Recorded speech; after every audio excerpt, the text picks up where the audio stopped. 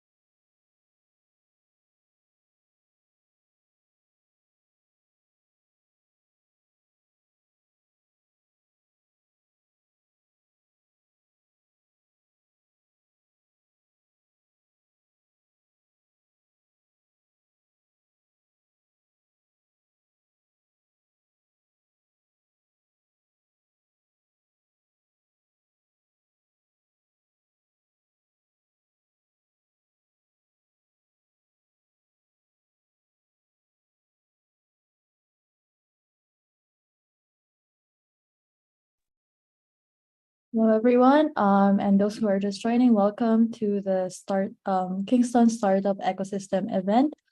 We will be starting in around 3 minutes. While we're waiting for the event to start, please feel free to introduce yourself to the chat, and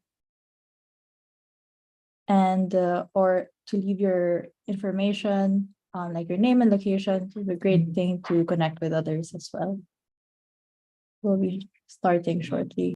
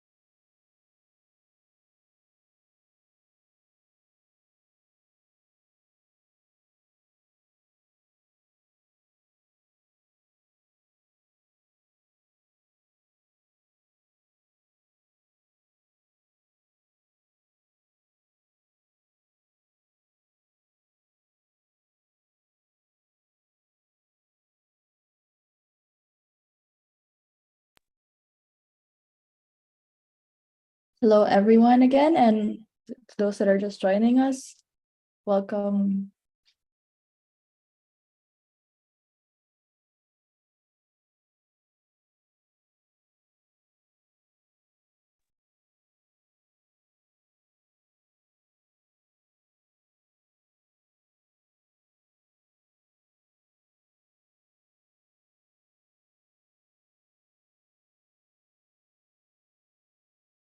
Sorry about that, some technical issues. Yeah, so welcome everyone to the Kingston Startup Ecosystem event. So I am Katrine Calleto, I from StartupBlink, and today we will be learning a lot about the Kingston startup ecosystem, which is a really thriving ecosystem. We've been partnering with the Kingston Economic Development Corporation for the last three years in developing their startup ecosystem and helping them promote it.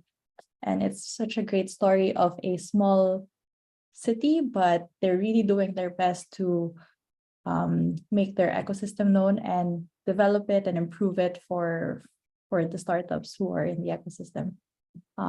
So as we're waiting for the others to join, please feel free to, like what the others have been doing, to leave your messages on the chat, introduce yourself. It's a great way to connect, especially for those who are interested to know more about the and to know more about the startup ecosystem in Kingston. If you have any questions there, feel free to leave it. I see that We have Sebastian in the chat, and also Norman, and David, and Nir Bendavid. So it's great to have you with us. And also for those who will be presenting, I will be promoting you as panelists once it's time for you to speak. Yeah. So,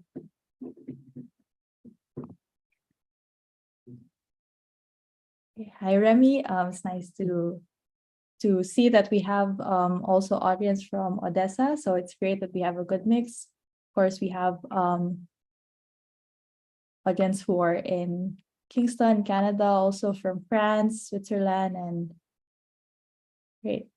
Yeah, so I think we can start. Yeah.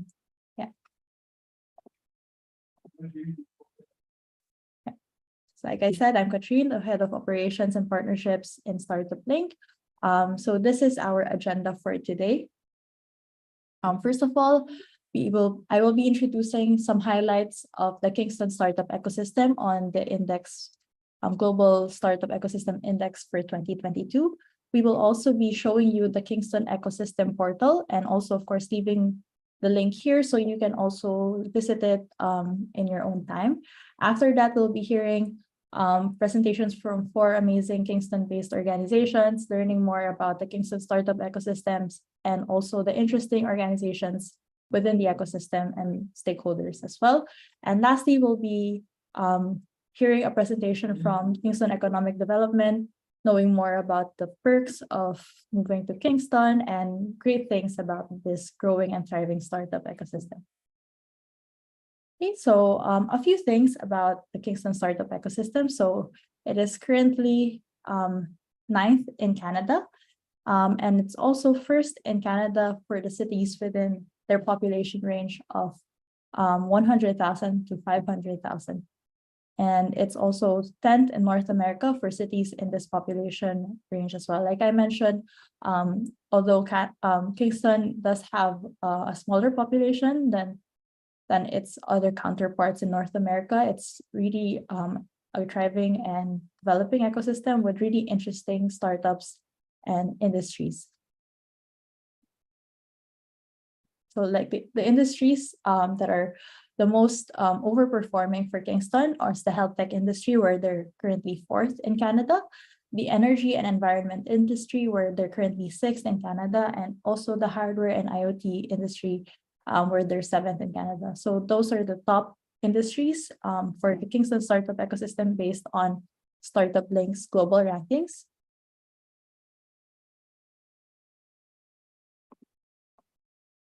Okay, so now we'll head a bit to the Kingston portal. So I will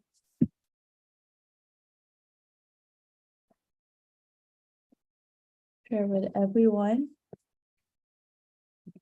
Okay, so the Kingston portal, it's an interactive portal featuring the Kingston Startup Ecosystem. So this is the portal, so you can visit it at kingston.startupblink.com. It's a great resource for anyone who would like to know more about the Kingston Startup Ecosystem, how to relocate, what you can expect when you do relocate to Kingston. So on the first page, you'll see, of course, the notable stakeholders in the ecosystem, some key statistics in Kingston. And this part will be the most interesting for those that would like to relocate first, or investors that would like to invest in startups in the ecosystem. So we have taxes and incentives, investor landscape, and also interesting events in the city. And then going through the other parts, of course, we have the list of the great stakeholders in the ecosystem, like startups, co-working spaces, accelerators, etc. And then we have 2 articles that would help you understand the Kingston Startup Ecosystem more, which is the Kingston Startup Ecosystem Landscape, and also reasons why we should relocate to Kingston. But I'm sure those of us who are here now in the event will know more about these from our presenters than and as well.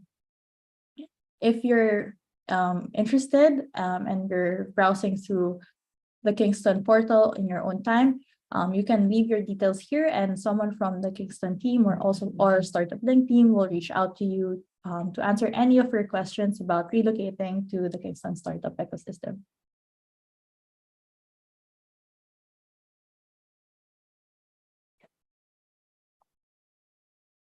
Great. So as I mentioned, the link to the Kingston portal is already on the chat.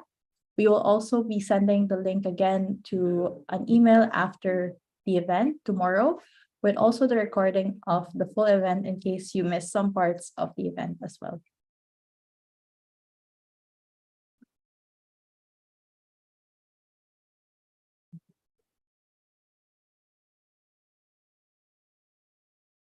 So now we're moving to hear some very interesting stakeholders from the Kingston Startup Ecosystem.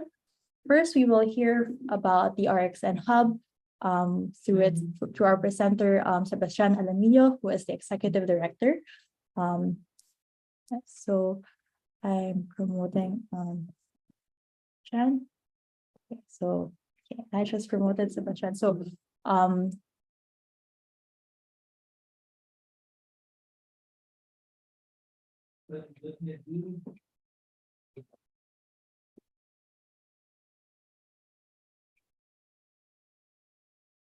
Hi there. hi, Sebastian. How are you? Good. How are you doing? I'm just going to share my screen so that you can get access to my slides. Great. Are you able to? Okay, great. There you go. Can you see it? Yes. Awesome. And can you just provide a reminder, how long are we able to chat for? You can speak up to 7 to 10 minutes. 7 to 10 minutes. Awesome. Thank you. Well, I won't waste any time then. Thank you so much for having me. To be direct and to the point, the Reaction Hub is a centralized commercialization facility that brings together world-class infrastructure with local talent, and it's backed by global expertise to help scale up and integrate impactful chemical technologies into the world. And that means that Reaction Hub is positioned to maximize its impact as we help Canadians achieve its climate targets and overcome domestic supply chain challenges by providing centralized access to everything a firm could need to pilot and scale. So we support not only by providing the shared physical infrastructure, and also by providing services to make sure that our ecosystem in Kingston and in Canada is working efficiently. So we do this by providing deep tech innovation consulting. We do research on the process of commercialization and how commercializing technologies can impact the green economy. We build programs and ventures for customers all over the world to be able to support scale up of chemical technologies. And we help startups find the resources and talent they need to be able to scale at the right moment. And when, you know, as you can see with many of your startup projects, you will have experienced that multi-stakeholder projects or having many conflicting interests within a single project is common. And so we're there to support those. And so why do we exist? We exist because the valley of death exists. And so with chemistry and specifically clean tech, what we see is that it's difficult to source the right talent. There is very, very limited access to the places you need to build the technology. It's extremely expensive. And really, there aren't any opportunities to be able to pilot at a low enough cost with a real customer at the end in order to be able to fully validate your technology and get it to market. And so that's why we've created this mechanism to unify our local ecosystem that has an 80-year history, the highest number of chemical engineers and PhDs per capita, and the largest concentration of contract research organizations in a single city in Canada. And so by building off of this, we can not only facilitate ecosystem interactions to make sure that you as an entrepreneur are accessing the resources at the right time in the right way without the headache, and we are there to support and protect you against multinationals and make sure that your IP is held and secured within your company. And so a fully supported pathway means that you don't just have to come to us at the later stages when you're ready to pilot. You can come to us at any stage in the inception of your business, all the way to a fully commercial plant. And we will be able to support you because of our 90+ ecosystem partners across the world. And so we specialize in servicing companies in the TRL 4 or 8 zone. So that's right after you've developed a pilot in a small little lab. So you're beyond the bench, but before you're ready to say that you're fully operational. And so we help you go from your first, let's say, kilogram of material, if you're a materials company, to your first ton of material. And we do that for advanced materials. That's anything from, carbon fuels or clean fuels, all the way to the energy and energy storage size. That's batteries, graphene and nanotechnology. That's the coatings, sensors, water treatment kind of side of things. And your green chemistry is all about your recycling, green hydrogen, waste disposal. And so the facilities that we're building here in Kingston offer about 20,000 square feet of purpose-built space, unique to piloting. There isn't really anything like this in North America. And so what this allows you to do is have access to the analytical facilities and machines, the machine shop and equipment, the wet labs you need, and the piloting space you need, all in one roof, so that you can do everything you need in one spot. Hopefully, our goal is to make sure that we reduce your costs and the amount of time that you spend developing and piloting, so that you can save as much money as possible, retain your equity, and reduce the amount of time you spend fundraising. So we're a team of founders. Myself and Dr. Morgan Lettinen represent a management team of experienced founders with deep technical and technological mobilization expertise. And we are supported by an interim board of directors with a local advisory committee with representations from our national ecosystem, including the Ontario Clean Tech Industry Alliance, Canada Clean Tech Alliance, the VC firm Evoke Innovations, the Chemical Institute of Canada, and many more. And together, we're committed to creating a governance structure that can uphold our values and promote our EDII goals. This is not possible without our founding partners, a few of which are on the call today. But the City of Kingston has contributed a $3 million investment to developing and building our facility, and we're in the process of completing our federal funding application. And so really, why are we here? We're here because Canada needs to build better tech faster, and this is the world as well. As we get closer and closer to our climate targets, we want to make sure that we keep firms domestic and grow our value here. We want to achieve our climate targets, and most importantly for me as a former founder, I want to make sure that you all have the thing I wish I had. I want to protect founders from a really tough experience. And so together we can lead clean tech into a new collaborative model and help integrate sustainable technologies into the real world. And after all, it's chemistry that got us into this mess, and now it's chemistry that can get us out. So thank you so much. Here's my contact information. If you need anything quickly, please go ahead and reach out. Happy to address any of your comments, questions, or concerns. Thank you. Thank you, Sebastian. If anyone has any questions for Sebastian, please feel free to leave them on the Q&A. Sebastian, I just have like a couple of questions, but yeah, I think it's really interesting that you're focused on clean tech, and that actually shows on our rankings, because as I showed a while ago, energy environment is one of the top industries in Kingston. Why do you think this was the the industry that's really topping Kingston? Does Kingston always had this history of clean tech, even companies from the past? Absolutely. So what we have in Kingston is this unique concentration of talent and physical infrastructure. It's really hard to recreate the people that work here and the laboratories and equipment that is amassed here. So that's step one of why we're succeeding. But then if we look further back in history, with the development of companies like Li-Cycle, now the largest lithium battery recycler in North America, and now Cyclic Materials, who is on their way to becoming the largest neodymium magnet recycler. So you have this momentum in the recent years, which really comes and springs back all the way to the 1940s, when DuPont built their global scale-up facility in Kingston, and Alcan built their global R&D facility in Kingston. The aluminum can was developed in Kingston, right? So you have this amazing history of chemistry, and chemistry means clean tech because carbon is chemistry, and we have to use chemistry to fix the industrial processes that we have to have better commodities and better resources. Yeah, very interesting. I think it really, as you said, like it's almost ingrained already in the people of Kingston to go to this kinds of industry because it was always there even when they were growing up. Exact. Just last question. I think a lot of people would be interested. Does your hub also accept foreign startups, or right now we're only accepting Canadian or Kingston-based startups? So our facilities are in construction right now and will be available to start leasing in 2024. But our services are available to anybody in the world. We have partners all over the world on purpose because clean tech and sustainability is a global issue and it's a systemic issue. So absolutely, if you're anywhere in the world and you think that we can help you in any way, please let us know and we'll try our best. Great. Thank you, Sebastian. If you have any other questions for Sebastian, you can also reach out to his email that we showed a while ago or share it with us. Thank you for taking the time to speak with us. We learned so much about the clean tech industry in Kingston. Thank you so much for having me.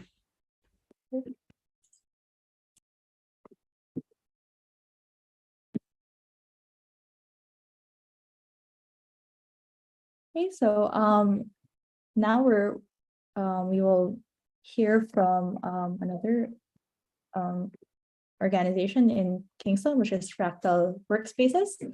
We will be hearing from David Robinson, who is the founder of this co-working space. Okay, so I will just promote David as a presenter, as a panelist.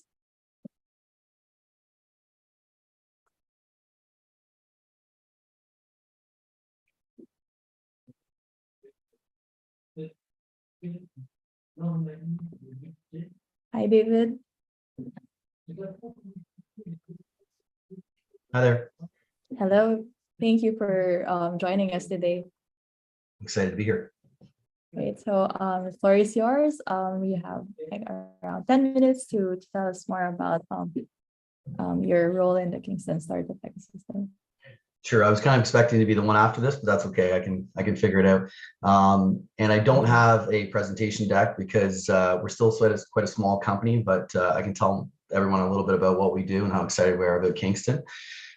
So I opened this in 2019, February 2019. Originally, I was in investment finance, but I saw the shift happening in commercial real estate and went to some conferences and was very excited by kind of the community that was forming around co-working, but knew very little about it. At that time, WeWork and all these players were scaling and we saw an opportunity. I built a strategy around mid-sized cities. So I was planning on building sort of hotel grade or really well-run co-working spaces in mid-sized cities. We opened, it went really well. And then 1 year later, the pandemic hit. We were at about 9,000 square feet, which is still small by co-working standards. The pandemic hit and that was a challenge. But then seeing the migration from larger cities put Kingston in a good position because people were starting to leave large cities. So 850 co-working spaces during the pandemic failed. We were one that were able to survive barely. And I think during COVID, there was certainly many epiphanies that people had. And I started to rethink my strategy of building these across the country to realizing that I wanted to spend more time with people I care about, my family, and that I liked Kingston. So I moved inward and started really analyzing what was happening in Kingston and looking at other sort of countries that were similar sizes and had similar dynamics. And I really felt like Kingston had a chance to become an even better city. And so that was a big shift for me. And then about a year and a half ago, people started coming back and we were meeting really fascinating people that were already here. The Kingston community is already strong, full of a mixture of solopreneurs, mid-sized businesses and enterprise level companies. But I started meeting people like Sebastian, which is kind of funny because he's doors down the hall and hearing people speak about chemistry, about companies like Dan with technology, and started to realize that we had a pool of very talented and passionate people. So I think we've moved to try to become very supportive of what's going on in Kingston. We see our role as connector, as a solver of problems, because obviously businesses all need resources. So we're practical in some nature, but we're also, really connected with trying to help companies grow in Kingston and grow anywhere. So we've built a really cool network of ecosystem players. And at the end of the day, we're a co-working space that can provide flexible space, but we see ourselves as integral in Kingston of providing places and lifestyle that make Kingston even more attractive. So we've become passionate about the entertainment, the arts, and just really supportive of the city. Seeing people like Sebastian and others, young people wanting to move here is a very exciting situation. I'm not sure what else I can say about our space. At the end of the day, we're a co-working space, but Kingston, I think, has a very bright future, and we're excited about being involved in that. That might be faster than I needed it to be, but I think it's okay. Like, as you said, we already covered everything. And sorry, I missed the time, so you were supposed to be after, but I think that's it's okay. okay. Yeah. Yeah, it's very interesting. You talked a bit about the pandemic and how it affected co-working spaces. But I guess it's also like it was a blessing and a curse, I guess, in some ways, because some people really and companies shifted to hybrid or even fully remote. Did you see that shift as well in Kingston? Yeah, enormously. Even on larger scale companies, all companies, I think, have reconsidered their space. I think at the end of the day, we're social by nature. And so we try to act like a hospitality company, but with a real purpose to try to connect people. So I still feel like place will be important. But I think offices of the past have become less relevant. I think so. We're always trying to inject fun and interesting things in our space, but we've seen enormous shift in Kingston. All companies are making decisions around office space, but I believe placemaking and making work fun is really an important thing. So yeah, we've seen we were lucky. We're also in the suburbs, which is a little less interesting, but even downtowns are having to rethink their purpose. I think they will, but people are trying to find ways to make coming to the office easier and more interesting. So we embrace that no two people are the same. We try to engineer the space to account for the fact that you maybe don't want as much interaction as others. We do have 15,000 square feet with mostly private offices, so it gives you private space, but a nice big open area with an outdoor patio. But we are in the suburbs too, which is not where we're traditionally co-working spaces were built downtown. So, but we want to be involved in all aspects of Kingston. So we don't look at one area. We want to be downtown. We want to be all over the place. We want to be a key part of this city, and so we're excited by whatever that looks like. That's great. And like maybe for those that like are considering to like change their workspace into like going to co-working spaces instead of like just working at home, what do you think is like the biggest advantage for startups or even like, employees to go to co-working spaces? Well, I think we have about 200 members, and there's a diversity of thought. And I believe putting ourselves around different industries and different minds is helpful. We tend to silo. We're around all the same types of people. I think startups need a lot of support, and we provide that. But the network of people here, it can be other industries that give them insight on where their product can get positioned. So I think co-working, if you can accept that it's different, can be powerful for any company. And startups, it makes complete sense because the overheads are challenging, but even running facilities well is not something startups should focus on. So I think finding ways to have place for your team to connect, because in the startup phase, there's so many things that have to get figured out. And I think doing it in person from time to time can be powerful. I've experienced that on my own. Just getting a whiteboard with somebody for an hour can be very helpful.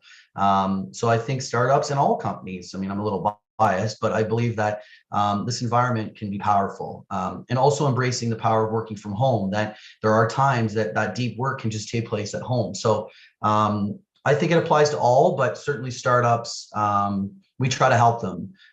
Even Cyclic Materials was here and we got them kind of going. We held events for them. They had investor nights. All those things were handled by us, which could then allow their time to be focused on more valuable activities. So I think it's applicable to all companies and certainly startups. Yeah, definitely. Like you said, like usually we live in an echo chamber, but when we're in a different space and there's a lot of diversity, there's definitely more ideas that flowing in. And I think like startups in a way are different from traditional companies because they love to collaborate, while traditional companies like they see themselves as competition. And I think that's the beauty of startups and the world of the startup ecosystem.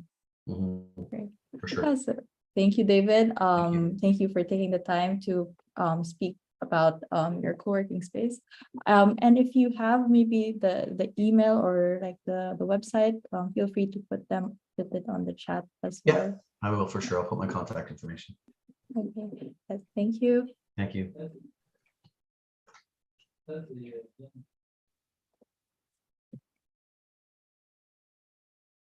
Okay, so moving on, we will be listening to Dan, who is the CEO of Distributive, which is a startup based in Kingston.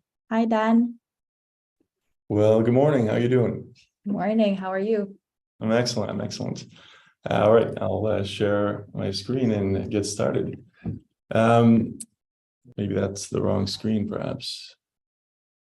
Does everyone see the distributive? Yeah. Okay, perfect. Before I get started, it's a pleasure to speak on behalf of a few of the Kingston startups here. Kingston, the city of Kingston is excellent. High population density downtown with great restaurants, young energy from all over the province. People come to Queen's University, an abundance of talent, and I'd say one of the best waterfronts. Have a little boat, and I think on Lake Ontario, it's one of the places to get out and go swimming and barbecuing and whatnot. So Kingston, whether it be restaurants or the nightlife or source of talent or just a really nice place with conservation areas nearby or getting on the water, is spectacular. So really a great place to live. And as a startup, we've found it to be approximately half the cost of building a company in Toronto or New York, or probably a third of the cost of being in the Valley. And you don't have bigger companies poaching your talent from you. So we found Kingston to be excellent from a quality of life, but also from an operational point of view in terms of costs. It's the ideal place to start and build a company. So my name is Dan Desjardins. I'm the CEO of Distributive, and 6 years ago we started on a mission to build software that would connect all of the computers in universities or hospitals and turn them into their own cloud, so they could do their AI and advanced research computing at 1/10 of the cost of cloud and keeping data private on-prem. And here's why this is important.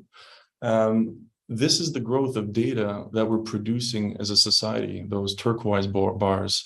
And in blue at the bottom is the infrastructure that exists to move that data. So we're going to be producing so much data by 2025 that we can't even move it if we wanted to. The cost of moving that data would be about $92 trillion. And compare that to the total global GDP of 81 trillion back in 2017. So simply put, even if the cloud wanted to be the way we process data and do AI and research computing, the infrastructure doesn't even exist to enable that. So this explosion of data and need for data science and AI is fueling a $1.5 trillion cloud computing market, of which 20 to 40% is pure compute, the rest being storage, networking, and software. 37% of companies are spending over $12 million a year on cloud computing. This is companies offering all types of AI solutions to their end customers. And especially as we head into a recessionary period, they want to cut that spend and protect their data ultimately. And so this is what we've done. We've built a platform that takes big computational problems, splits them into pieces, sends them all to the computers that already exist behind these enterprises' firewalls, and computes them at 90% less the cost. And we did this for a number of manufacturing customers in airports. There's an example on the left of a machine vision use case where we ran it on the cloud for $160,000 a year. And we ran it on our platform for 12, generating the same insights and the same capabilities. Of course, machine vision has applications at airports, railways, freight, transportation, Ministry of Transportation, you name it. We did an astrophysics deployment where we were able to compute and crunch through hundreds of galaxies, which would normally take thousands of CPU years. We're able to do it in just a couple of weeks using hundreds, up to thousands of machines while they were idle, using their legacy code automatically brought onto this network, distributed into small pieces, computed in parallel, and results brought back. And so what cost $75 now only costs $4. What took 2 days only takes 22 minutes. And all this is done by using computers that are already bought and paid for instead of building new wasteful data centers. And the big play, and instead of showing you the video here, actually, let's go off screen, off-roading here. This is what we've built. It's the ability to log in to a marketplace and buy and sell compute from anywhere to anywhere, and even participate in a global compute grid where everyone can sell their excess computing power and anyone can buy it. And so brokering compute workload, basically decentralizing the cloud and allowing everyone to take a part in that economic activity. That is, in a nutshell, that's what we're up to over here, and we're quite excited.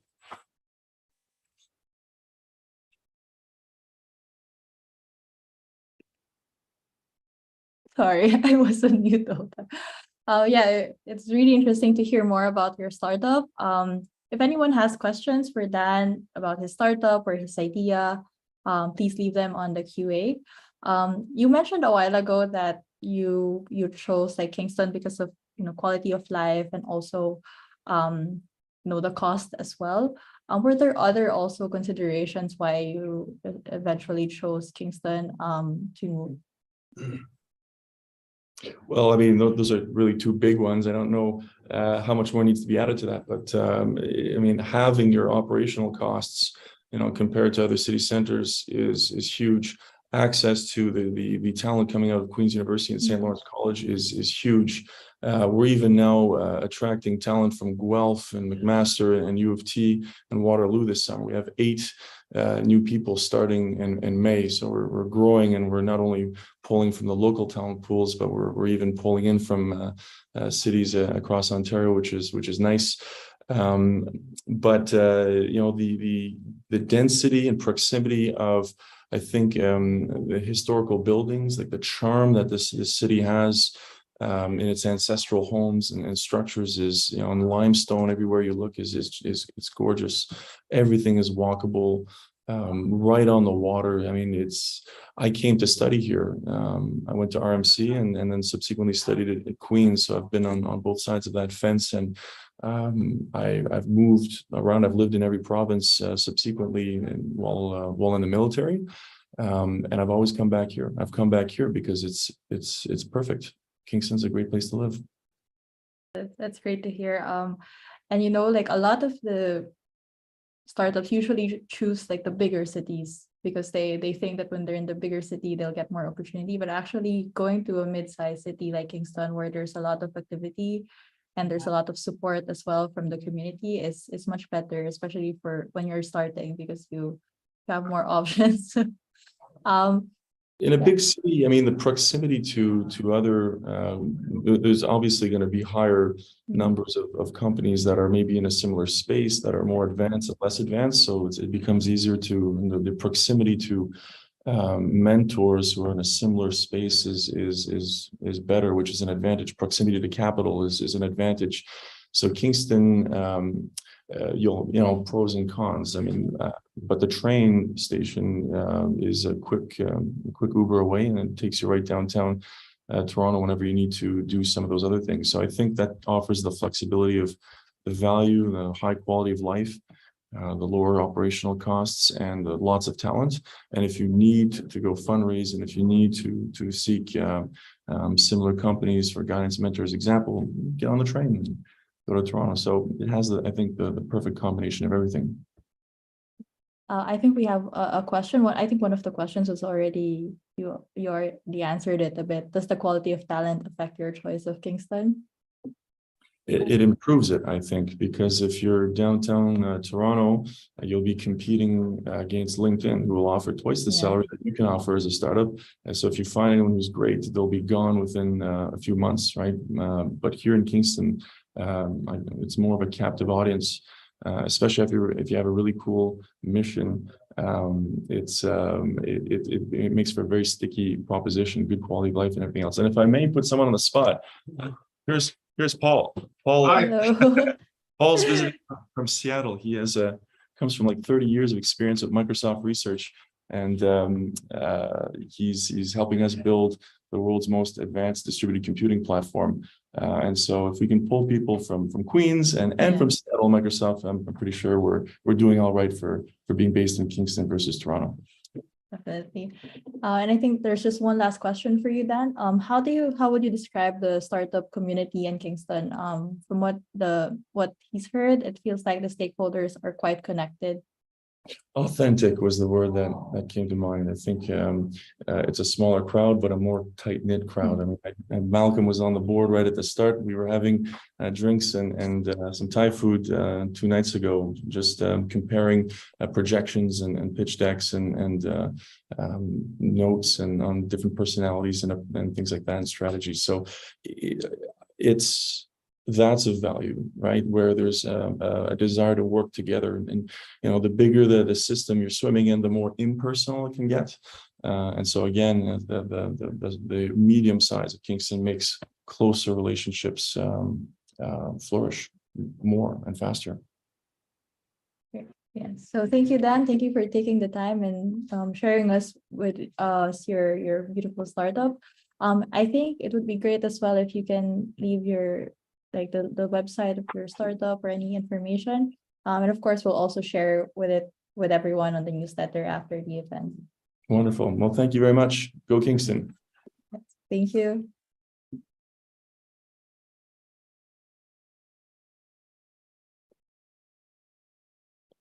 Okay, so another important stakeholder in the Kingston Startup Ecosystem is Queen's University. So we'll be hearing from Amanda Gilbert, who is the communications coordinator from Queen's University Innovation and Partnerships. Hi, Amanda, how are you? I think you're on mute.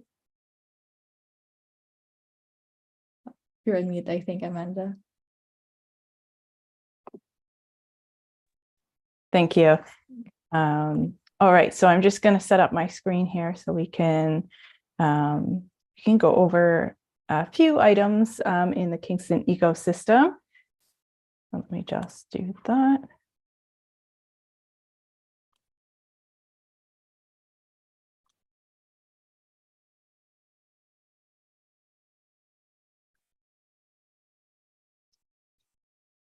All right, so can everyone see my screen there? Yes, we can Very see good. It. Awesome. All right. So good morning or afternoon or evening, depending on which time zone you're joining us from. I'm Amanda Gilbert. I'm the communications coordinator with Queen's Partnerships and Innovation. Today, I'm going to be sharing a little bit about our department within the university, as well as some of our partner institutions. So Queen's Partnerships and Innovation, I'm going to be referring to that as QPI. We are a unit within Queen's University. And we support the Vice Principal Research Portfolio's mission to be what we call an essential catalyst for advancing research and knowledge mobilization, strengthening Queen's local, national, and global impact. So we do this in a number of different ways. So we develop and facilitate partnerships with industry, with various levels of government, not-for-profit organizations, and other academic institutions. We work on strengthening our relationships with current partners, and we work to establish new ones. We also apply for funding in order to deliver and facilitate programs and workshops for startups and SMEs And then we provide opportunities to access and develop talent for industry. So as an example, the university recently partnered with Xanadu, a company that's providing their hardware and software to students who can then use these products in their learning environment and thereby making them ready to use these products when they enter the workforce. We join and promote various initiatives, including memberships in industry and academic consortia to support innovation for startups and small and medium-sized enterprises. And then we also organize and develop and facilitate events and workshops. And then we curate resources to help companies that are participants of our incubators and our accelerator programs, as well as just in general supporting the companies in the greater Kingston community through things like mentorship and networking. So with support from external funding, the QPI team offers a number of services, resources, and programs to support entrepreneurs, as I just mentioned. And that may include resources from Queen's, and it may be outside resources to accelerate the growth of startups and small and medium-sized enterprises within Kingston and the greater Eastern Ontario region. Some of the offerings that we provide for startups are the Queen Startup Runway Incubation Program, various acceleration programs such as the Growth Catalyst Program. We provide intellectual property and go-to-market services, workshops and events like panel discussions from experts. We also offer access to facilities in the Seaway Co-working Building in downtown Kingston, where startups can have desk space, they can have meeting rooms and network opportunities. And then together with Launch Lab in St. Lawrence, who I'll be talking about in just a few moments, we're regional partners in the Scale Up platform project with Invest Ottawa for Eastern Ontario, which provides programs, services, resources to entrepreneurs and companies in the region that are advancing science-based, technology-based, and or software-based solutions. Another group at Queen's that is working to support startups and SMEs is the Dun & Deshpandy Queen's Innovation Center. We refer to them as DDQIC. And DDQIC is located on Queen's campus. They were established in 2012.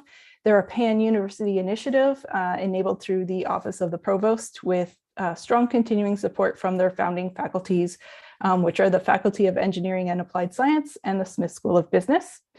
And the mission of DDQIC is to encourage, enable, support the innovation and entrepreneurship activities of students, professors, entrepreneurs through incubators, accelerators, joint courses, workshops, conferences, and pitch competitions. So DDQIC, similar to us, they offer physical spaces for networking and events. They have offices for meeting, co-working space, and they also have a makerspace on campus. So if companies need space to work on a prototype, they have that available. The next group on campus, not on campus, Seaway co-working with us is Launch Lab. Launch Lab is a regional innovation center. They're a member of the Ontario Business Support Network, which is a provincially funded network of resources for entrepreneurs. Their regional boundaries consist of most of southeastern Ontario. So if you're familiar with Ontario's geography, that's roughly from Trenton down to Picton, kind of over to Cornwall, and then back up and through Smith Falls and Bancroft area. Launch Lab's head office is actually in Kingston, located, as I just mentioned, in Seaway Co-working, where we are also. And their team of entrepreneurs and residents operate throughout the region. Launch Lab works with tech-based businesses that have an innovative technology or idea, and they're looking to work with kind of a variety of new startups and existing businesses who are experiencing challenges and looking to grow. Their purpose is to foster entrepreneurship and the commercialization of innovations to help build globally competitive companies in Eastern Ontario. Another one of our innovation ecosystem partners is St. Lawrence College. So St. Lawrence College, who we sometimes refer to as SLC, combines kind of the benefits of a world-class education with the advantages of small town living, which we've kind of touched on with some of the other people that you've heard from today. Personal attention to detail, you get that at the college level. They have a student life and innovation center, which provides space for students to collaborate and innovate with the community and businesses in different ways. So some of the ways that their community-based innovation initiatives are helping out. They have Spark, which is a marketing communications student enterprise that provides students with industry experience and provides the community with affordable and creative communication solutions. They also have the Innovation Hub, which is a social lab that fosters innovation growth from both within St. Lawrence College and beyond. And then they also have Enactus SLC, which is a student-based social innovation enterprise. We are also members of the Eastern Ontario Innovation Corridor. And basically what this corridor does is it connects startups and SMEs to business resources, support, and learning networks across Eastern Ontario in kind of one all-inclusive system. This entity was created in 2020 to establish Eastern Ontario as a leading forward-thinking innovation district within Canada, attracting both homegrown and global talent. So they are designed to be basically like a landing pad. So they're a collective of high impact business resources, support, education resources that span across Eastern Ontario and basically offers a one-stop support system for SMEs looking to launch, to grow or scale, or just to break into international markets. So thank you so much for taking the time to join us today. If you have any more information requests or inquiries from QPI, you can email us at qpi.info@queensu.ca. Thank you, Amanda. It's great to hear more about the different accelerators. I used to only see them on the StartupBlink map, and I'm glad to know more about them in this webinar. I think we have one question. They're asking, can you speak a little more about the number of patents developed by your services and the commercialization process of this IP? Can a private company help commercialize your IP, for example? Right, yeah. So in terms of the number of patents developed, I don't actually know the exact number. That's something that we'd have to go back to our team and check. We do have a listing on our website of patents. So if you had the chat open earlier, I can paste it in there again. But we do have a listing of some of the recent patents that we've commercialized. And then can a private company help commercialize your IP? Yes. So we do have IP available from the university that if someone would like to license and commercialize, they can do so. So I'll try after this presentation to pop that link in the chat as well, so that you can find out what is available from the university. Thank you, Amanda. I also have a question that's a bit related to the next question on the Q&A.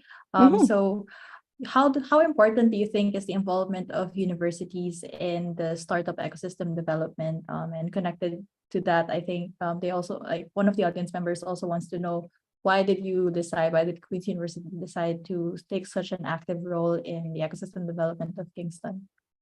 Yeah, so I think it's really important for universities to be involved, because a lot of our students that come out are really interested. Like the industry is shifting towards startups and entrepreneurship, and so it's kind of like a two or three pronged approach. So students that are coming through, we want them to be having that entrepreneurship mindset and helping with the training of that and fostering that. So places like DDQIC are really great for that, because they provide those resources for students. And then on the other side of it, we have researchers who are wanting to commercialize their intellectual property.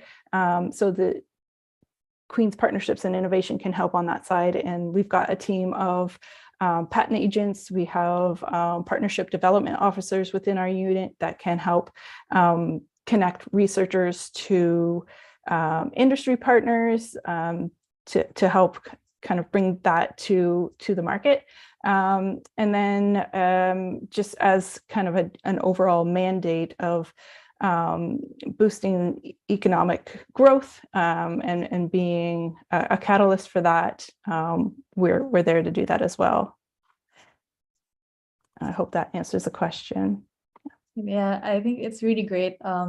Like we also tell this to our other clients. We actually use Kingston as example sometimes about how universities should be involved in the ecosystem development, because as you said, like I think it's one of the ways to keep the talent within the cities and for them not to leave, and even to increase employment as well.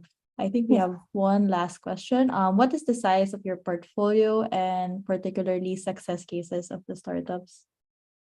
Yeah, so it's hard to answer what the size of our portfolio is. We help businesses kind of, we have our incubation program where we've got startups who are anywhere from the ideation stage up to established startup, small, medium-sized enterprise. They may come to us for those incubation services and then graduate up into, let's say, the Growth Catalyst program. They may do the Growth Accelerator. They may just come in and participate in a few workshops, come and see a networking session or an expert panel. So we're helping kind of a broader community. So although we may have startups in our incubation system, we're there to help the larger community. There's just one question left. Do you help businesses who have their patents already to go to commercialize those patents? We can, if they're located kind of in the Kingston region, we can help. We've got, as I mentioned, we have mentors available, programs available to bring products to market. Currently, we have one program called Wings. So our Wings Accelerator program is for early stage startups who may have patents or an early prototype, MVP, if you will, and they come into our program and we bring them through kind of the launch of their business. So they go through market validation, they get homework assigned to them, they have access to mentors and mentorship that can really bring them through that stage and get them started on the right path. Great, thank you, Amanda. Great to know more about the work that you're doing at Queen's University. I think the chat is open now, so you can definitely leave links and even contact information there if you would like. Perfect, thank you. Okay, thank you, Amanda.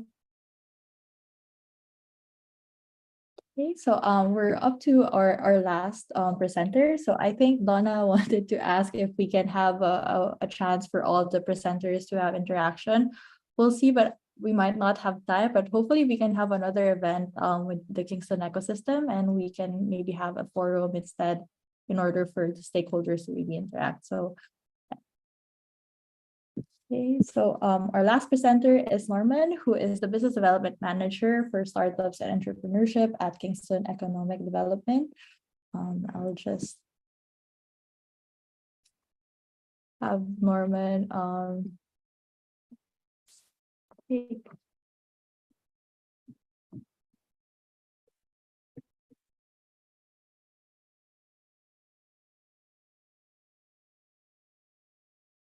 Hi, Norman. Hi, Catherine. How are you? I am great. How are you? Great, yes. Excited to hear a lot of things are happening in Kingston. Yes, it's exciting times, and I think we are very lucky because we are a nimble, small ecosystem where it's very easy to kind of move around, hide yourself when you want to kind of be serious on what you really want to do as an entrepreneur sometimes. And also, like we are living in days where COVID had told us that you can, for example, have a full-time job, do a side hustle, and really try to maximize the time and opportunities a community like Kingston offers. Yeah, because I think it's a really tight-knit community, and you really help each other. So I'm sure a lot of people will find a lot of support when they try entrepreneurship with their, as you said, like their full-time job? Yeah, definitely. Like I came here as an international student in 2017. And 3 of the services, for example, Amanda shared, I've personally been part of them when I was doing my master's program at Queen's Smith School of Business. And I had this assignment that evolved into an idea that I thought I could do. I started with Queen's Partnership Innovation, like where Amanda works. They kind of incubated me for probably 2 years plus. And I participated in the incubation program. I was able to be kind of handed over to Queen's DDQIC, Dunedin Japan Innovation Center, where I participated in the summer pitch competition, and they are also kind of in-house acceleration program. I've worked with students at St. Lawrence College, in Actus, and Innovation Hub. Like it's an ecosystem where it's very easy to kind of move from one level of service to the next. And sometimes it can be overwhelming, but from an entrepreneur perspective, but we are always here to support, you're always here to guide. Everybody's accessible, and we love it that way. And probably that's why I ended up staying here.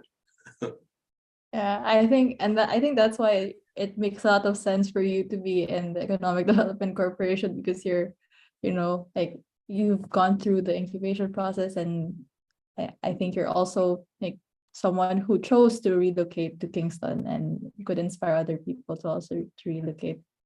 Yeah, so I always say, but people go like, really? So I've moved. I've tried the US. I've tried Dallas. I've tried Brussels, Belgium. I've tried London, UK. And I can tell you, sometimes you just want to live in a community where you kind of like you find people are people. Like in Kingston, I can walk on the street, meet someone I don't know, ask them a question. They will be smiling. They'll be ready to help. They can even take your hand and help you move to where you want to go. You go like, and I remember my life in London. It used to be stress from morning to evening. You miss a subway 1 second. It's like your entire day has to be reorganized. People, nobody's looking at you. Nobody cares. Like, so when I got to Kingston, I was like, okay, I'm getting everything that I want to live for, and the people in the community are willing to support. So it was really, really amazing. And definitely, I think it's the charm as well of not being in the big city, but still in a very developing community and a lot of ideas. Yes, you get both sides of big city lifestyle, small city lifestyle. And I think I have a slide where I talk about it myself, like just to share my experience with people. Like really, really, when I got here, I was like, okay, finally a place I can call home. It's great. Yeah, I can definitely relate. Like living in Paris, like with you, like similar to London, like everyone is just unhappy and no one's smiling. So I'm glad that you found your home in a very friendly community. Yep. All right. Can I share my screen now? Definitely. Okay.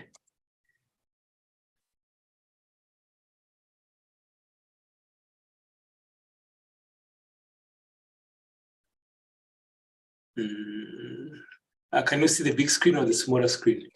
Yes, we can see the full screen. Okay, fantastic. So thank you so very much for the opportunity to be able to share a little bit about Kingston as a city, as a community, and as an ecosystem startup, as a startup ecosystem.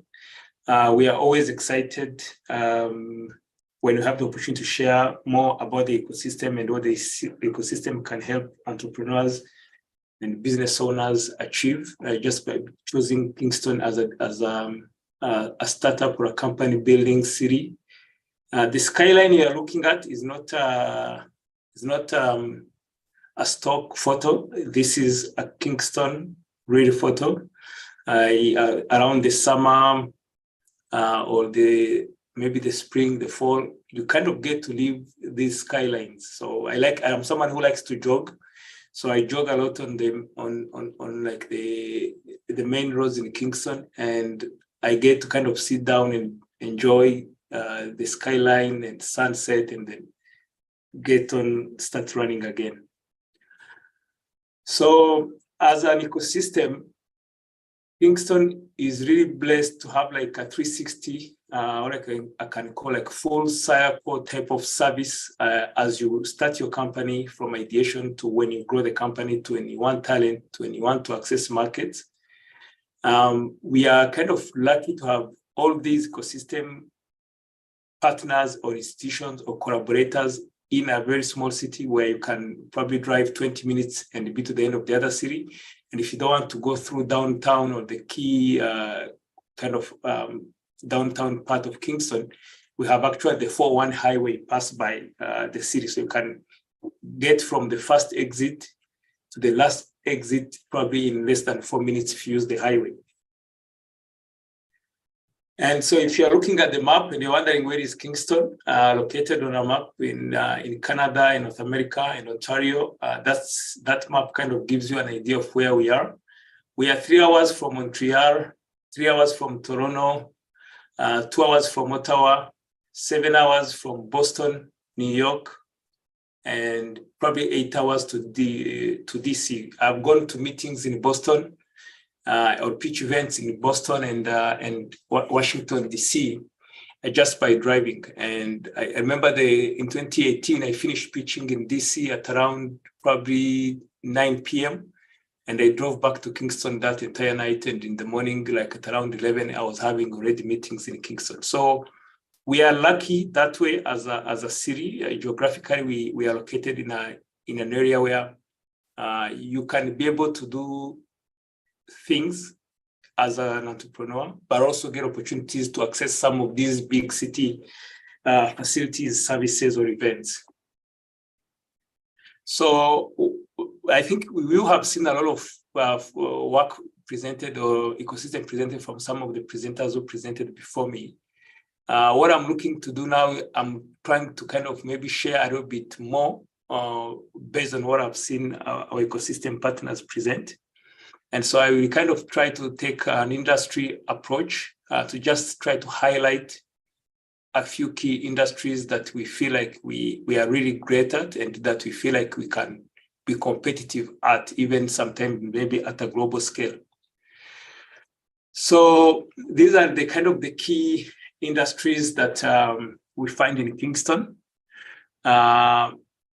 If you look at clean technology, you saw Sebastian and the work they're trying to do as Reaction Hub.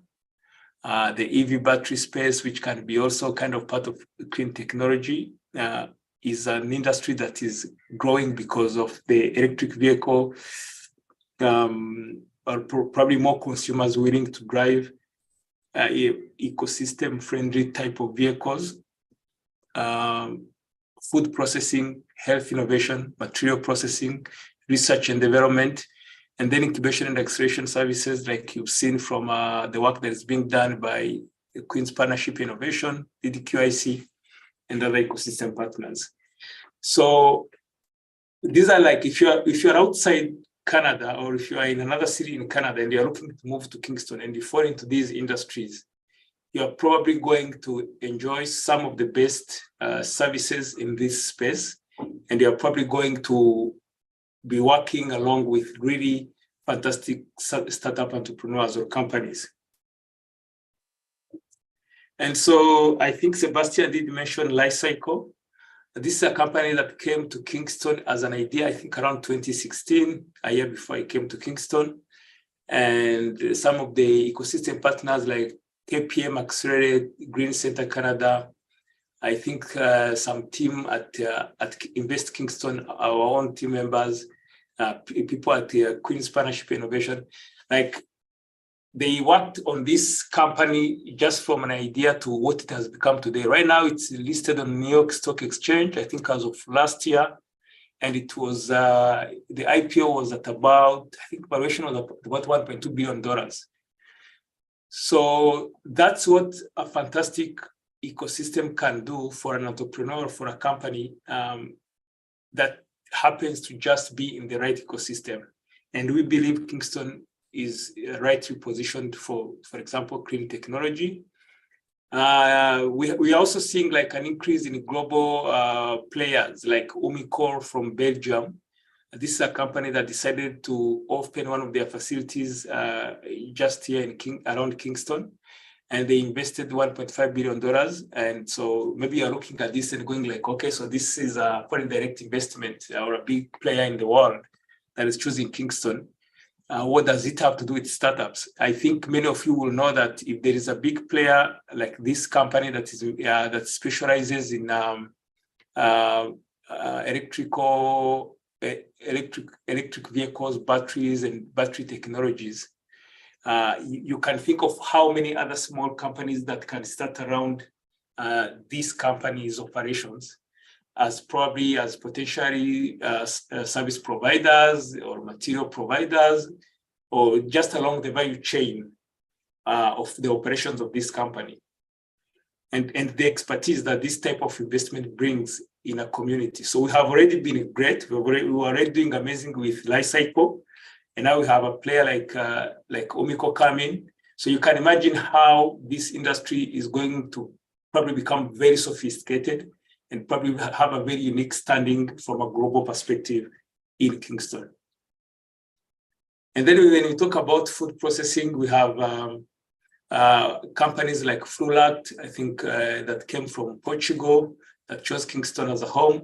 We have Canada Royal Milk that came from China, and they chose Kingston as a home.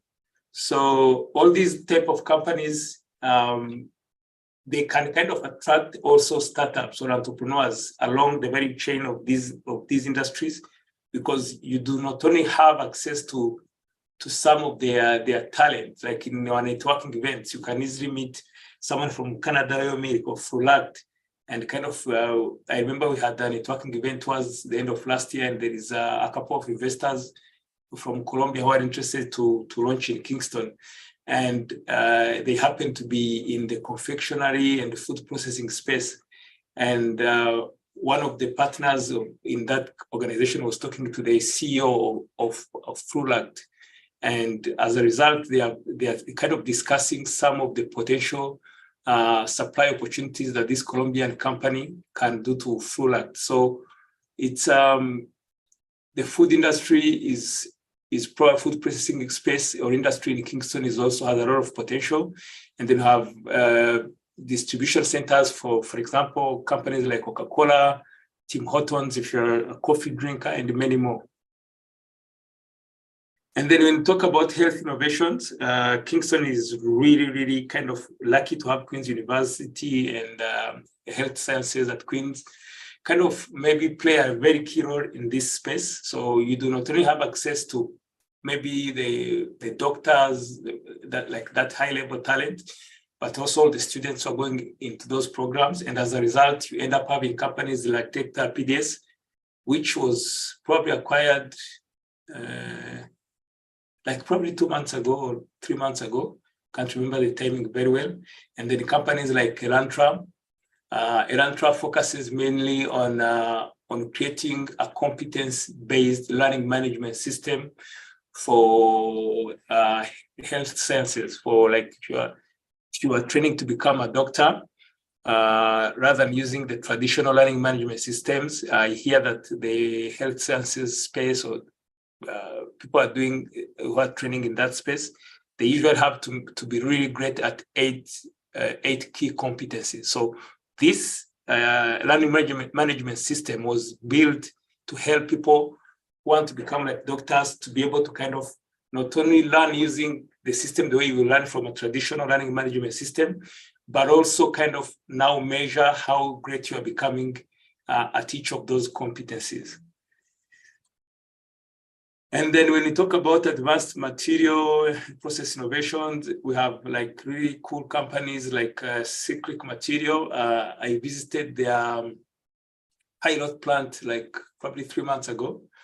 And I remember myself even getting shocked by what I saw, because I never expected that magnets would be a material that can be recycled and that they have a kind of a global market potential, until I visited this company and saw the work they were doing, and the role magnets can actually play in electric vehicle space. And so these guys, they have like a new technology, proprietary technology to call to recycle magnets. And I'm told that they are really kind of useful also in the EV space. And then we have people like Josal, who are also kind of building a new startup around material processing. I think they focus on fiber. And so you get to meet like all these key or strategic entrepreneurs doing some really cool work that you would not expect to be done in such small city, in such ecosystem. But that's the beauty of being in Kingston. Amanda did mention a lot about these institutions. So Queen's, the source of talent, as a source of expertise, as a university, probably top 5, top 3 universities in Canada. St. Lawrence College, also when you're looking for people who have those handy technical skills, like we are lucky to have like a mix of these 2 types of talents accessible to us within a small community like Kingston. And then when you talk about access to funding, there are sometimes federal programs, sometimes provincial programs, but you're also very lucky to have Southeastern Ontario Angel Network, which is Kingston-based. All local angel investors kind of prefer to invest through this organization. And then there is some R&D tax incentives you can get as a startup based on the type of technology you're working on or commercializing. And then we are lucky also to have pitch competitions, and we often have like grant program running. And so one thing also I'm kind of starting to see is that startups can probably work with a university to unlock some type of special funding. For example, if there is like either a global or a federal competition, maybe to help innovate, like health innovation that is calling for some specific type of maybe specialization, and they are looking for technology to help maybe accelerate a process or innovate on a product or on a disease. You can partner with professors or an academic institution to be able to unlock that type of funding. And in many cases, that type of funding comes as grants. So being in an ecosystem like Kingston, you can easily do those type of things. And then incubation program, I'll not say much because Amanda has done a really fantastic job at showcasing the work they do. But if you have more questions about some of these services, personally, I've benefited as a person from all of these services, and I can describe them to you or provide more details at if need be. Access to talent, we have also kind of talked about all of these institutions, but one of the, I think Dan Desjardins did mention that he used to be in the military. So we are lucky to have the Canada Royal Military College here. And one of the things that I didn't know that I also have come to learn is that actually Royal Military College have non-military students do like engineering programs and many other programs from the college. I had no idea they did that. So it means that we kind of have an access to also like, let's say you are in the high security type of industry. I kind of think you will also do great in this ecosystem because we have access to some of the assets and the services that I provided through the Royal Canada Military College. Co-working spaces, yeah, Dave did a fantastic job sharing about Fractal. So right now we have 4, like what I can say, like 4 fantastic or world-class co-working space facilities in Kingston. Then I think David, I think, say that he has close to 200 maybe subscribers for Fractal co-working space. And I'm very sure many of these other co-working space, they also have like very like high number of subscribers. So if you're looking to move to Kingston and you're not looking to kind of get into, for example, your own space, your own office space where you have to pay rent and everything, you can minimize such costs by joining either one or a couple of these co-working spaces. And they're usually fantastic networking opportunities for entrepreneurs. Meet fellow entrepreneurs and get to learn maybe what people are doing and the challenges and the opportunities, and then grow together as an ecosystem. So we have a lot of partners, many of which are academic institutions. And then we have like sometimes when you're a company owner or manager or leader, you migrate to a city and then you realize that maybe your spouse or your children are not getting probably the attention they need in terms of maybe job opportunities, maybe getting into schools and so on and so forth. So the KEYS Job Center is they have newcomer or immigrant type of services, whereby if you're a startup entrepreneur and you're busy and you have your family or extended family come with you and you're looking for them to kind of integrate or fit into the community, then this is the type of service we can kind of introduce you to and have them support and help your family. So we are not only looking to attract you as an entrepreneur, but we also want you to come with your loved ones and we will take good care of you and your family. And then we have also other ecosystem partners that are, for example, deep into research. Providence Care does a lot of work in aging, mental health, and rehabilitative care.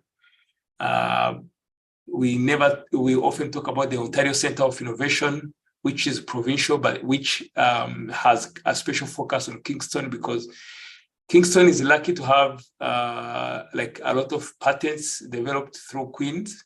And so when you're talking about commercializing unique skills, developing unique companies that have like that global competitive edge through IP, Kingston is really very well placed to do that. And so programs like OCI will find like Kingston very conducive to the mission that they have. And then we have other like fantastic or industry-specific partners in the ecosystem like Green Center Canada, who really focus on a bit of clean technology and trying to really help entrepreneurs develop solutions that are not only scalable, but help them to kind of access that laboratory work, expensive lab work that is required and expertise in one house. And then we also, at the Kingston Economic Development Corporation, we run the Ontario Small Business Center, where we support entrepreneurs who might not be startup as such, who fall into like the small and medium companies. And then when it comes to diversity, Kingston is a city that is growing. I know sometimes people, I get questions on LinkedIn like, oh, I looked at Kingston, I saw that like there are not very many Black people, there are not many foreign people. I go like, oh, we are here. So what we are trying to do now, we are trying to also develop unique programs that showcases the diversity of this ecosystem. It's rapidly growing. I remember when I got in Kingston 2017, I used to see a Black person across the street and kind of wave and stop and go like, hey, how are you? But right now, days have changed. Like you look left, you look right. We are increasingly becoming many in the ecosystem. So one of the things that we have created is we have created a Black entrepreneurship ecosystem that could have not happened without the support of the Kingston Economic Development Corporation and some of the ecosystem partners that we are talking about. So that Black founders and Black entrepreneurs can have that space and a curated set of services that help them to grow as entrepreneurs. If, for example, we meet unique challenges.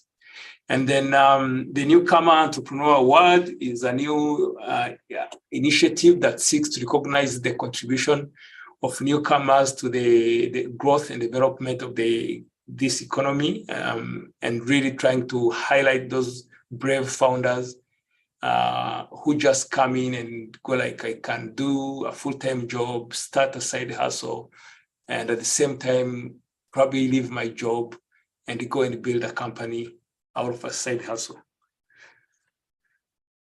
I put this company because this is an exciting story. This gentleman migrated from Frankfurt, Germany last week. He arrived in Kingston on Saturday. And he chose Kingston because of some of the facilities, assets, the way the ecosystem works. I'm very sure there were a number of other ecosystems that were looking attract him.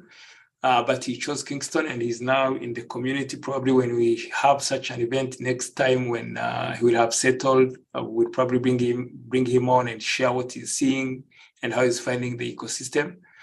But this is just good news for someone like me and some of the ecosystem partners that we work with, because finding someone move from Germany with his spouse, with his company, and all the work he's doing, just choose Kingston, is fantastic. And we are always encouraging people to kind of get in touch, find out how they can move, how they can make that decision.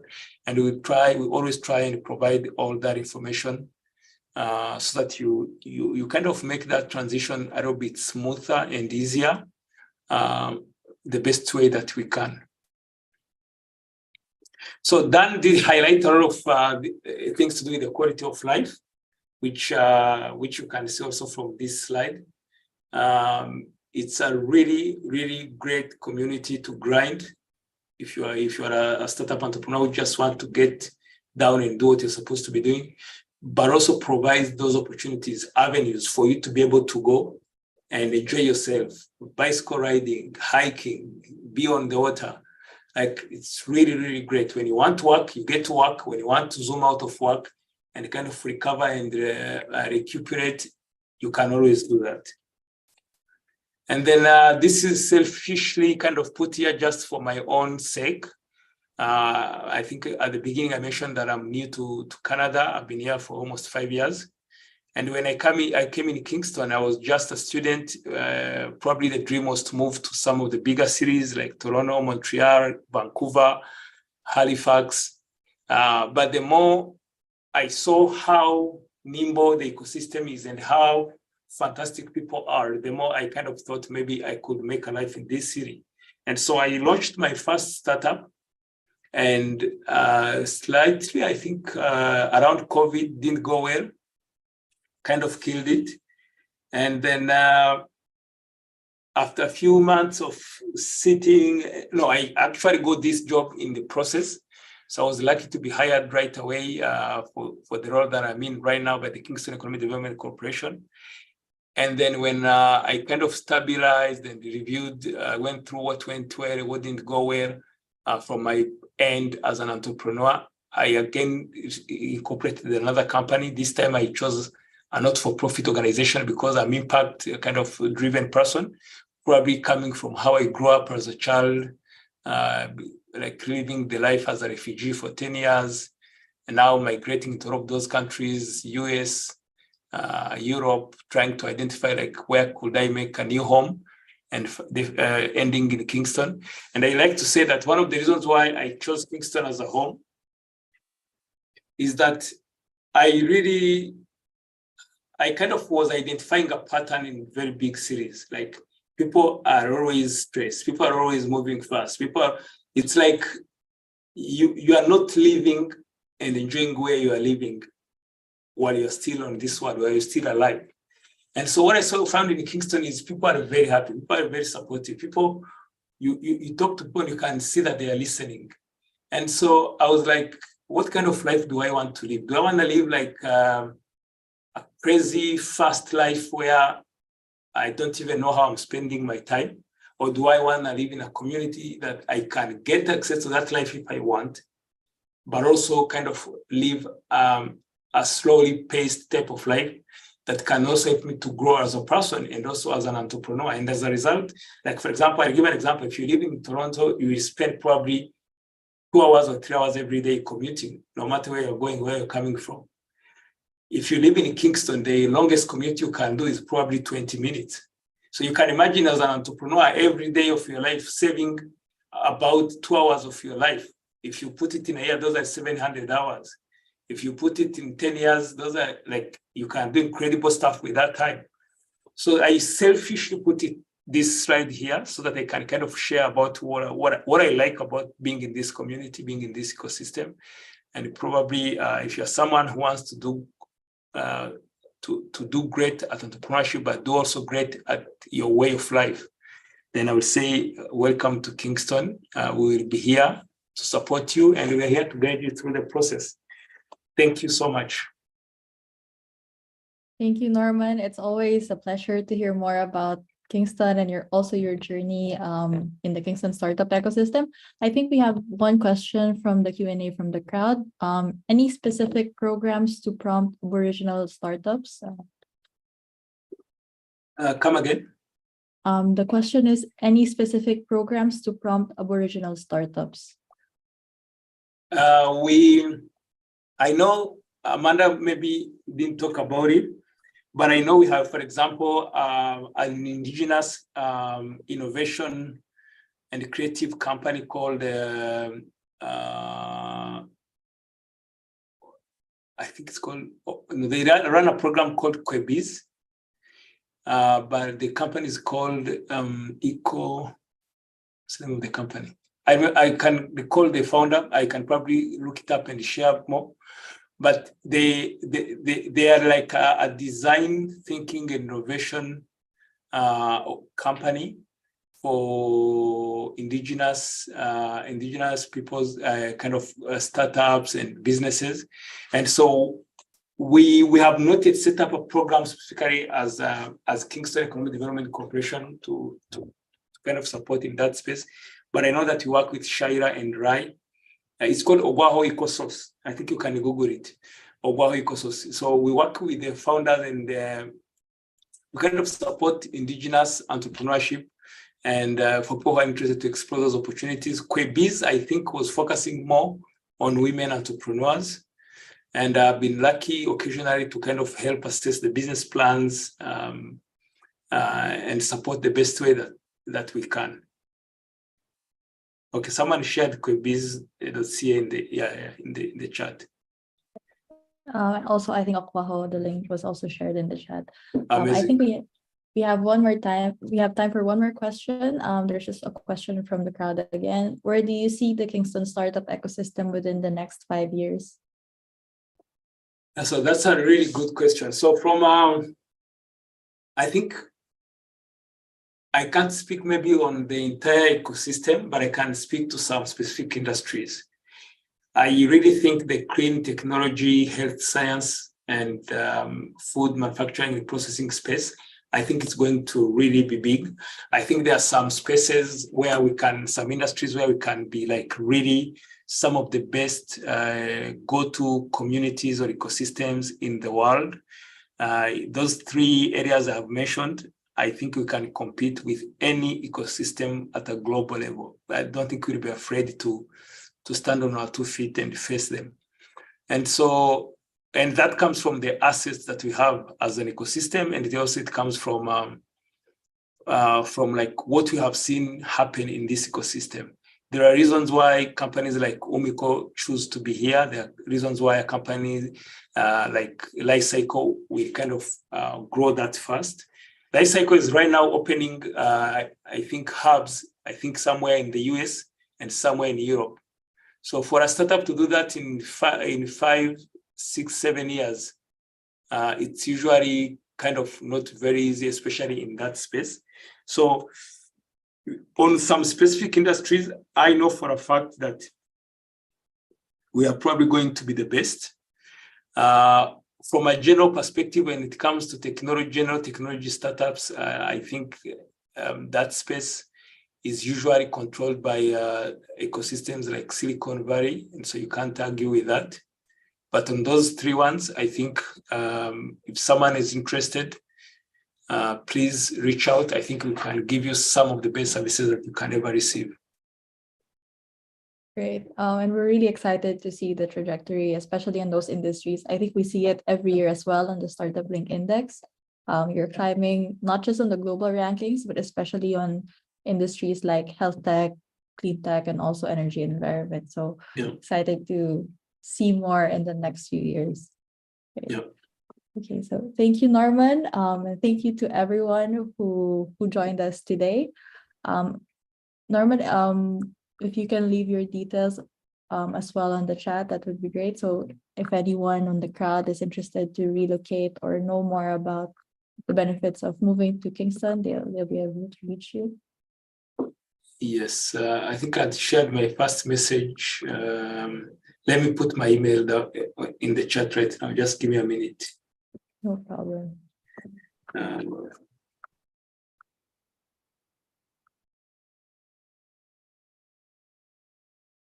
My surname at investkingston.ca.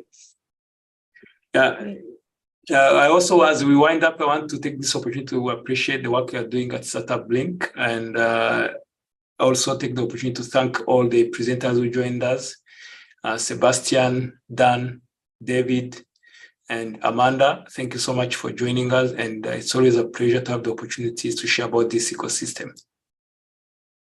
Thank you. Thank you, Norman. And also for anyone who wants to visit the Kingston portal, I also dropped the link, and we'll also send another newsletter tomorrow with the details of everyone that presented today in case you're interested to know more about them. Thank you, everyone. I hope everyone has a great morning, afternoon, or evening, wherever you are. Thank you.